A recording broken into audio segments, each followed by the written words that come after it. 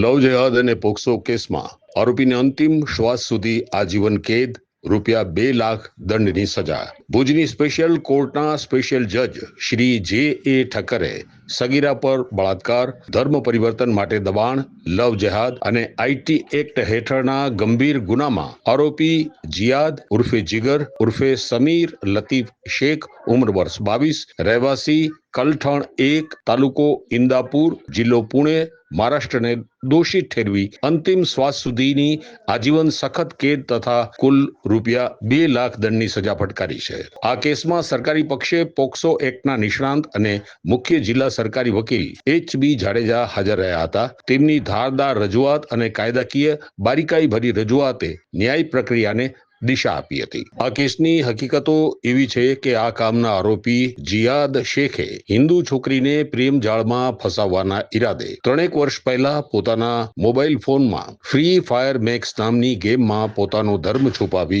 હિન્દુ નામ જીગર ધારણ કરી આઈડી બનાવેલ બાદ ગેમ રમતી વખતે ફરિયાદીબેન સાથે મિત્રતા કેળવી ફરિયાદીબેન સગીર વયના છે તેમજ અનુસૂચિત જાતિના સભ્ય છે તેવું જાણવા છતાં તેણીને વિશ્વાસમાં લઈ લગ્ન કરવાની લાલચ આપી તેની સાથે બળજબરી પૂર્વક શરીર સંબંધ બાંધેલ તેમજ ફરિયાદી બહેનની જાણ બહાર કઢંગી હાલતના ફોટા પોતાના મોબાઈલમાં પાડી લઈ તે ફોટાઓ વાયરલ કરવાની ધમકી આપી ફરિયાદી બહેન સાથે બીજી વખત તેની મરજી વિરુદ્ધ શરીર સંબંધ બાંધી ફરિયાદી બહેનને મુસ્લિમ ધર્મ અંગીકાર કરવાનું દબાણ કરી પોતાની સાથે નિકાહ કરવાનું કહેતા ફરિયાદી બેને મુસ્લિમ ધર્મ અંગીકાર કરવાની ના પાડતા ફરિયાદી બેનને બદનામ કરવાના ઈરાદે ફરિયાદી બેનના કઢંગી હાલતના અગાઉ પાડેલ ફોટાઓ અપલોડ કરેલ જેના કારણે ફરિયાદીની સગાઈ તૂટી ગયેલ હતી. તેમજ આ કામે સહ આરોપી કાસમ ઓસમાણ હિંગોરજા તથા આરોપી અલ્તાફ જુમા લાખા રહેવાસી બંને ગોધરા તાલુકો માંડવી વાળાએ મુખ્ય આરોપીને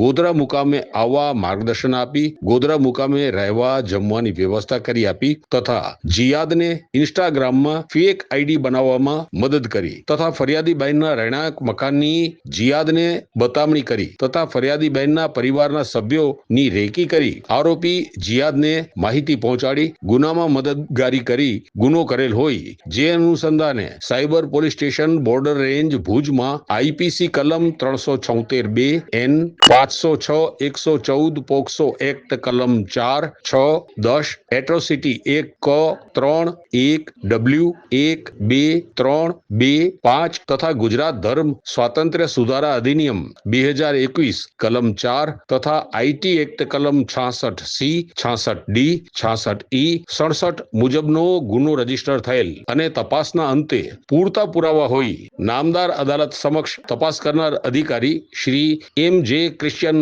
નાયબ પોલીસ અધિક્ષક SC/ST સેલ ભુજ દ્વારા આરોપીઓ વિરુદ્ધ ચાર્જશીટ કમિટ કરવામાં આવેલ. પ્રોસિક્યુશને 45 દસ્તાવેજી પુરાવા અને 16 સાક્ષીઓ રજૂ કર્યા હતા. કોર્ટે નોંધ્યું કે આવા ગુનાઓ સમાજ, દેશ અને તમામ ધર્મો માટે જોખમરૂપ છે.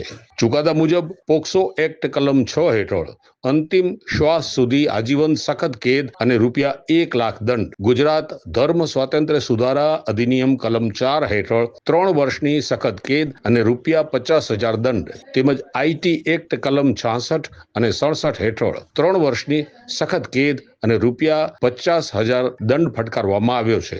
કોર્ટે પીડિતાને ₹4 લાખ વળતર આપવા માટે DLSAને ભલામણ કરી છે તેમજ દંડની રકમ પણ પીડિતાને ચૂકવવાનો હુકમ કર્યો છે. ઉપરાંત CWC અને DCPUને પીડિતાના શિક્ષણ અને પુનર્વસન માટે જરૂરી માર્ગદર્શન અને સહાય આપવા સૂચના આપવામાં આવી છે. કેસમાં સરકાર પક્ષે મુખ્ય જિલ્લા સરકારી વકીલ H.B. જાડેજાએ દલીલો રજૂ કરી હતી અને કેસને નિર્ણાયક દિશા આપવામાં સફળ રહ્યા હતા.